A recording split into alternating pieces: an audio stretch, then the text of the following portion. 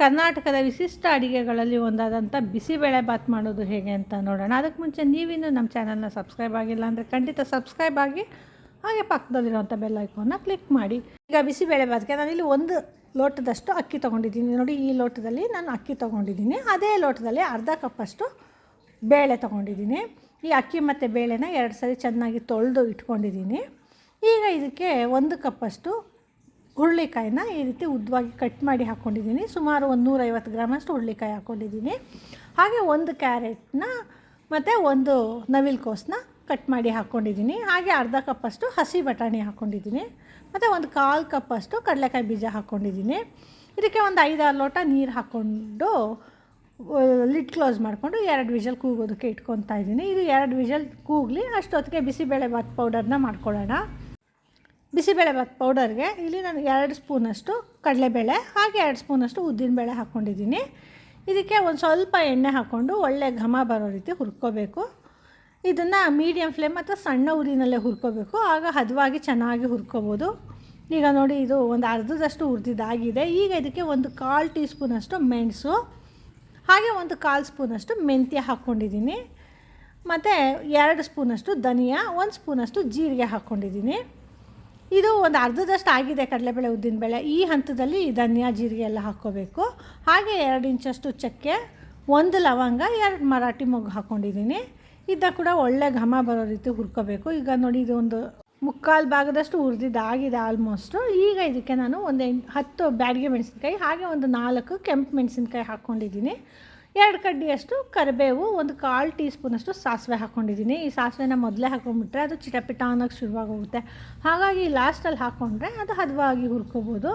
ಈಗ ಈ ಎಲ್ಲ ಪದಾರ್ಥಗಳನ್ನ ಒಳ್ಳೆ ಘಮ ಬರೋ ರೀತಿ ಹುರ್ಕೋಬೇಕು. ನೋಡಿ, ಇದು ಹುರ್ಕೊಂಡಿದ್ದಾಗಿದೆ, ಒಳ್ಳೆ ಘಮ ಬರ್ತಿದೆ. ಈಗ ಇದನ್ನು ಸ್ಟವ್ ಆಫ್ ಮಾಡ್ಕೊಂಬಿಡೋಣ. ಹೀಗೆ ಸ್ಟವ್ ಆಫ್ ಮಾಡಿಕೊಂಡು ಇದಕ್ಕೆ ಅರ್ಧ ಸ್ಪೂನಷ್ಟು ಅರಿಶಿನ ಹಾಕ್ಕೊಂಡು ಮಿಕ್ಸ್ ಮಾಡ್ಕೊತಾ ಇದ್ದೀನಿ. ಆ ಪದಾರ್ಥದಲ್ಲೆಲ್ಲ ಇರೋವಂಥ ಬಿಸಿಲಲ್ಲೇ ಈ ಅರಿಶಿನ ಕೂಡ ಬಿಸಿ ಆಗುತ್ತೆ. ಇದು ಸ್ವಲ್ಪ ತಣ್ಣಗಾದ ನಂತರ ಇದನ್ನು ಒಂದು ಮಿಕ್ಸಿ ಜಾರ್ಗೆ ಹಾಕ್ಕೊಂಡು ಪುಡಿ ಮಾಡ್ಕೋಬೇಕು. ಈ ರೀತಿ ಫ್ರೆಶ್ಶಾಗಿ ಪೌಡರ್ ಮಾಡಿಕೊಂಡು ಬಿಸಿಬೇಳೆಬಾತ್ ಮಾಡಿದ್ರೆ ಬಿಸಿಬೇಳೆಬಾತು ತುಂಬಾ ರುಚಿಯಾಗಿರುತ್ತೆ. ಈಗ ನೋಡಿ, ಇದನ್ನೆಲ್ಲ ಹಾಕ್ಕೊಂಡಿದ್ದಾಗಿದೆ. ಇದನ್ನು ನುಣ್ಣಗೆ ಪುಡಿ ಮಾಡ್ಕೊಂಡಿದ್ದೀನಿ. ನೋಡಿ, ಇಲ್ಲಿ ಎಷ್ಟು ನೈಸಾಗಿ ಪೌಡ್ರ್ ಆಗಿದೆ. ಹಾಗೆ ಕಲರ್ ಕೂಡ ಅಷ್ಟೇ ತುಂಬ ಚೆನ್ನಾಗಿದೆ. ಈಗ ಇದನ್ನು ಪಕ್ಕಕ್ಕಿಟ್ಟು ಒಂದು ಒಗ್ಗರಣೆನ ಮಾಡ್ಕೊಳ್ಳೋಣ ಬನ್ನಿ. ಇಲ್ಲಿ ಒಗ್ಗರಣೆಗೆ 3 ಟೇಬಲ್ ಸ್ಪೂನ್ ಆಗೋಷ್ಟು ಎಣ್ಣೆ ತೊಗೊಂಡಿದ್ದೀನಿ. ಈ ಎಣ್ಣೆ ಕಾದ ನಂತರ ಇದಕ್ಕೆ 1 ಸ್ಪೂನಷ್ಟು ಸಾಸಿವೆ ಹಾಕ್ಕೊಂಡು 2 ಕಡ್ಡಿಯಷ್ಟು ಕರಿಬೇವು, 1-2 ಬ್ಯಾಡಗಿ ಮೆಣಸಿನ್ಕಾಯಿ ಹಾಕ್ಕೊಂಡಿದ್ದೀನಿ. ಈ ಕರಿಬೇವೆಲ್ಲ ಚೆನ್ನಾಗಿ ಸಿಡಿದ ನಂತರ ಇದಕ್ಕೆ 1 ದಪ್ಪ ಈರುಳ್ಳಿನ ಈ ರೀತಿ ದಪ್ಪದಾಗಿ ಕಟ್ ಮಾಡಿ ಹಾಕ್ಕೊಂಡಿದ್ದೀನಿ. ಈ ಈರುಳ್ಳಿ ಈ ಎಣ್ಣೆಯಲ್ಲಿ ಸ್ವಲ್ಪ ಚೆನ್ನಾಗಿ ಬಾಡಿ ಸ್ವಲ್ಪ ಕಲರ್ ಚೇಂಜ್ ಆದ ನಂತರ ಇದಕ್ಕೆ ಟೊಮೆಟೊ ಹಾಕ್ಕೊಳ್ಳೋಣ. ಕ್ಯಾಪ್ಸಿಕಮ್ಮು, ಟೊಮೆಟೊ ಎಲ್ಲ ಸೇರಿಸ್ಕೊಳ್ಳೋಣ. ನೋಡಿ, ಇದು ಈಗ ಈರುಳ್ಳಿ ಸ್ವಲ್ಪ ಕಲರ್ ಚೇಂಜ್ ಆಗೋಕ್ಕೆ ಶುರುವಾಗಿದೆ. ಈಗ ಇದಕ್ಕೆ ನಾನು 1 ಕ್ಯಾಪ್ಸಿಕಮ್ನ ಈ ರೀತಿ ದಪ್ಪದಾಗಿ ಕಟ್ ಮಾಡಿ ಹಾಕ್ಕೊಂಡಿದ್ದೀನಿ. ಹಾಗೆ 4 ಟೊಮೆಟೊನು ಕೂಡ ಅಷ್ಟೇ ಈ ರೀತಿ ದಪ್ಪದಾಗಿ ಕಟ್ ಮಾಡಿ ಹಾಕ್ಕೊಂಡಿದ್ದೀನಿ. ಈ ಟೊಮೆಟೊ ಮತ್ತು ಕ್ಯಾಪ್ಸಿಕಮ್ಮು ಬೇಗ ಬೇಯೋದಕ್ಕೆ ಒಂದು ಸ್ವಲ್ಪ ಉಪ್ಪು ಸೇರಿಸ್ಕೊಳ್ತಾ ಇದ್ದೀನಿ. ಈ ರೀತಿ ಸಪ್ರೇಟಾಗಿ ಒಗ್ಗರಣೆಯಲ್ಲಿ ಹಾಕ್ಕೊಂಡು ಈರುಳ್ಳಿ, ಕ್ಯಾಪ್ಸಿಕಮ್ಮು, ಟೊಮೆಟೊನೆಲ್ಲ ಸೇರಿಸ್ಕೊಂಡ್ರೆ ಬಿಸಿಬೇಳೆಬಾತ್ಗೆ ತುಂಬ ಚೆನ್ನಾಗಿರುತ್ತೆ. ಕುಕ್ಕರ್ಗೆ ಹಾಕ್ಕೊಂಬಿಟ್ರೆ ಕ್ಯಾಪ್ಸಿಕಮ್ಮು, ಟೊಮೆಟೊ ಎಲ್ಲ ಚೆನ್ನಾಗಿ ಬೆಂದೋಗ್ಬಿಡುತ್ತೆ. ಹಾಗಾಗಿ ಈ ರೀತಿ ಸಪ್ರೇಟಾಗಿ ಹುರ್ಕೊಂಡು ನಂತರ ಇದಕ್ಕೆ ಬಿಸಿಬೇಳೆಬಾತ್ ಪೌಡ್ರ್ ಮಾಡಿ ಇಟ್ಕೊಂಡಿದ್ದೀವಲ್ಲ ಅದನ್ನ ಕೂಡ ಸೇರಿಸ್ಕೊತಾ ಇದ್ದೀನಿ. ಇಲ್ಲಿ ಟೊಮೆಟೊ ಉಪ್ಪು ಹಾಕಿರೋದ್ರಿಂದ ಈರುಳ್ಳಿ, ಟೊಮೆಟೊ ಎಲ್ಲ ಚೆನ್ನಾಗಿ ಬೆಂದಿದೆ. ಹಾಗೆ ಕ್ಯಾಪ್ಸಿಕಮ್ ಕೂಡ ಅಷ್ಟೇ ಸ್ವಲ್ಪ ಸಾಫ್ಟಾಗಿದೆ. ಈ ಬಿಸಿಬೇಳೆಬಾತ್ ಪೌಡ್ರ್ ಹಾಕ್ಕೊಂಡು ಚೆನ್ನಾಗಿ ಮಿಕ್ಸ್ ಮಾಡ್ಕೋಬೇಕು. ನೋಡಿ, ಈಗ ಇದು ಚೆನ್ನಾಗಿ ಮಿಕ್ಸ್ ಮಾಡ್ಕೊಂಡಿದ್ದಾಗಿದೆ. ಇದನ್ನು ಸ್ಟವ್ ಆಫ್ ಮಾಡಿಕೊಂಡು ಈಗಾಗಲೇ ಕುಕ್ಕರ್ನ ಕೂಗಿಸಿಟ್ಕೊಂಡಿದ್ದೀವಲ್ಲ 2 ವಿಷಲ್ಲು, ಅದನ್ನು ಓಪನ್ ಮಾಡಿ ನೋಡ್ತಾ ಇದ್ದೀನಿ. ನೋಡಿ, ಇಲ್ಲಿ ಎಲ್ಲ ಅಕ್ಕಿ ಬೇಳೆ ಎಲ್ಲ ಚೆನ್ನಾಗಿ ಬೆಂದಿದೆ. ಹಾಗೆ ತರಕಾರಿಗಳು ಕೂಡ ಅಷ್ಟೇ ಚೆನ್ನಾಗಿ ಬೆಂದಿದೆ. ಇದನ್ನು ಒಂದ್ಸರಿ ಈ ರೀತಿ ಚೆನ್ನಾಗಿ ಮಿಕ್ಸ್ ಮಾಡಿಕೊಂಡು ನಂತರ ಈಗ ಒಗ್ಗರಣೆಯಲ್ಲಿ ಇಟ್ಕೊಂಡಿದ್ದೀವಲ್ಲ ಕ್ಯಾಪ್ಸಿಕಮ್ಮು, ಟೊಮೆಟೊ, ಅದನ್ನೆಲ್ಲ ಇದಕ್ಕೆ ಸೇರಿಸ್ಕೊಂಬಿಡೋಣ.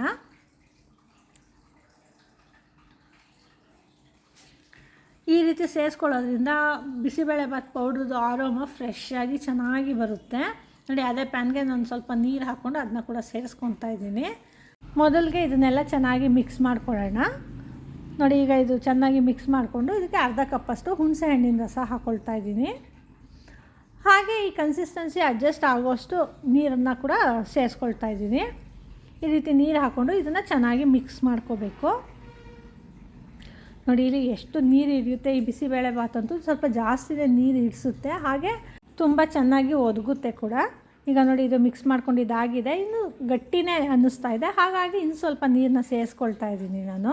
ಇಲ್ಲಿ ನಾನು ನೀರನ್ನ ಕಾಯೋದಕ್ಕೆ ಇಟ್ಕೊಂಡಿದ್ದೆ, ಹಾಗಾಗಿ ಬಿಸಿನೀರನ್ನ ಸೇರಿಸ್ಕೊಂಡಿದ್ದೀನಿ. ಈ ರೀತಿ ಬಿಸಿನೀರು ಸೇರಿಸ್ಕೊಳ್ಳೋದ್ರಿಂದ ಬೇಗ ಕುದಿ ಅಂಟುತ್ತೆ, ಹಾಗೆ ಬೇಗ ಅಡುಗೆ ಆಗುತ್ತೆ. ಅದಕ್ಕೋಸ್ಕರ ತಣ್ಣೀರು ಸೇರಿಸ್ಕೊಂಡ್ರೂ ಏನು ತೊಂದರೆ ಇಲ್ಲ. ಹಾಗೆ ರುಚಿಗೆ ತಕ್ಕಷ್ಟು ಉಪ್ಪು ಕೂಡ ಹಾಕ್ಕೊಂಡಿದ್ದೀನಿ. ಈಗ ಚೆನ್ನಾಗಿ ಮಿಕ್ಸ್ ಮಾಡಿಕೊಂಡು ಇದನ್ನು, ಹಾಗೆ ಇದಕ್ಕೆ ಒಂದು 2 ಸ್ಪೂನಷ್ಟು ಬೆಲ್ಲದ ಪುಡಿನ ಹಾಕ್ಕೊಂಡಿದ್ದೀನಿ. ಮತ್ತು ಅರ್ಧ ಕಪ್ಪಷ್ಟು ಒಣಕೊಬ್ಬರಿನ ಮಿಕ್ಸಿಗೆ ಹಾಕ್ಕೊಂಡು ಪುಡಿ ಮಾಡಿ ಹಾಕ್ಕೊಂಡಿದ್ದೀನಿ. ಈ ರೀತಿ ಎಲ್ಲ ಪದಾರ್ಥಗಳನ್ನ ಚೆನ್ನಾಗಿ ಮಿಕ್ಸ್ ಮಾಡ್ಕೊಳ್ಳೋಣ ಮೊದಲಿಗೆ. ನೋಡಿ ಕನ್ಸಿಸ್ಟೆನ್ಸಿ ಕೂಡ ಅಷ್ಟೇ ಕರೆಕ್ಟಾಗಿದೆ. ಈಗ ಕನ್ಸಿಸ್ಟೆನ್ಸಿನ ಕೂಡ ಅಡ್ಜಸ್ಟ್ ಮಾಡ್ಕೋಬೋದು ಗಟ್ಟಿ ಅಂತ ಅನಿಸಿದ್ರೆ. ಈಗ ಚೆನ್ನಾಗಿ ಮಿಕ್ಸ್ ಮಾಡಿಕೊಂಡು ಲಾಸ್ಟಲ್ಲಿ ಇದಕ್ಕೆ ಒಂದು 2 ಸ್ಪೂನಷ್ಟು ತುಪ್ಪ ಹಾಕ್ಕೊಳ್ತಾ ಇದ್ದೀನಿ. ಈ ತುಪ್ಪ ಹಾಕ್ಕೊಳ್ಳೋದ್ರಿಂದ ಇದ್ರದ್ದು ಟೇಸ್ಟ್ ಎನ್ಹಾನ್ಸ್ ಆಗುತ್ತೆ. ಹೀಗೆ ಲಾಸ್ಟಲ್ಲಿ ತುಪ್ಪ ಹಾಕ್ಕೊಳ್ಳೋದು ಅಷ್ಟೇ ಅಲ್ಲ, ಸರ್ವ್ ಮಾಡಿದಾಗೂ ಕೂಡ ಅಷ್ಟೇ ತುಪ್ಪನ ಹಾಕಿ ಸರ್ವ್ ಮಾಡಿಕೊಟ್ರಂತೂ ತುಂಬಾ ಚೆನ್ನಾಗಿರುತ್ತೆ. ಈಗ ಮಿಕ್ಸ್ ಮಾಡಿಕೊಂಡ್ರೆ ರುಚಿಕರವಾದಂಥ ಕರ್ನಾಟಕದ ವಿಶೇಷ ಬಿಸಿಬೇಳೆಬಾತ್ ಸಿದ್ಧ ಆಗುತ್ತೆ. ಲಾಸ್ಟಲ್ಲಿ ಗಾರ್ನಿಷಿಂಗಿಗೆ ಸಣ್ಣದಾಗಿ ಕಟ್ ಮಾಡ್ಕೊಂಡಿರೋಂಥ ಕೊತ್ತಂಬರಿ ಸೊಪ್ಪನ್ನ ಹಾಕ್ಕೊಂಡು ಮಿಕ್ಸ್ ಮಾಡ್ಕೊಳ್ತಾ ಇದ್ದೀನಿ. ನೋಡಿ ಇಲ್ಲಿ ರುಚಿಕರವಾದಂಥ ಬಿಸಿಬೇಳೆಬಾತು ನೋಡೋದಕ್ಕೂ ಚೆನ್ನಾಗಿದೆ, ಹಾಗೆ ಟೇಸ್ಟ್ ಕೂಡ ಅಷ್ಟೇ ತುಂಬಾ ಚೆನ್ನಾಗಿದೆ. ಫ್ರೆಶ್ಶಾಗಿ ಪೌಡರ್ ಮಾಡ್ಕೊಂಡು ಮಾಡಿದ್ರಂತೂ ತುಂಬಾ ಚೆನ್ನಾಗಿರುತ್ತೆ. ಇದು ಕರ್ನಾಟಕದ ಅಥೆಂಟಿಕ್ ಡಿಶ್ ಅಷ್ಟೇ ಅಲ್ಲ, ಇದು ತುಂಬ ನ್ಯೂಟ್ರಿಷಿಯಸ್ ಕೂಡ. ಎಷ್ಟೊಂದು ತರಕಾರಿಗಳು ಹಾಗೆ ಬೇಳೆ ಪ್ರೋಟೀನ್ ಭರಿತವಾಗಿರುತ್ತೆ. ಅಕ್ಕಿ ಎಲ್ಲ ಹಾಕಿ ಮಾಡಿರೋದ್ರಿಂದ ಆರೋಗ್ಯಕ್ಕೂ ಕೂಡ ತುಂಬಾ ಒಳ್ಳೆಯದು. ಹಾಗೆ ರುಚಿ ಕೂಡ ಅಷ್ಟೇ ತುಂಬಾ ಚೆನ್ನಾಗಿರುತ್ತೆ. ಈ ರೆಸಿಪಿ ನಿಮಗೆ ಇಷ್ಟ ಆಯಿತಾ? ಹಾಗಿದ್ರೆ ಖಂಡಿತ ಟ್ರೈ ಮಾಡಿ, ಹೇಗೆ ಬಂತು ಅಂತ ನಮಗೆ ಫೀಡ್ಬ್ಯಾಕ್ ಕೊಡಿ. ಹಾಗೆ ಇಂಥ ಇನ್ನೂ ಹೆಚ್ಚು ವೀಡಿಯೋಸ್ಗಳಿಗಾಗಿ ನಮ್ಮ ಪೂಯಾಸ್ ಕಿಚನ್ನ ಲೈಕ್ ಮಾಡಿ, ಶೇರ್ ಮಾಡಿ, ಹಾಗೆ ಸಬ್ಸ್ಕ್ರೈಬ್ ಮಾಡಿ. ಧನ್ಯವಾದಗಳು.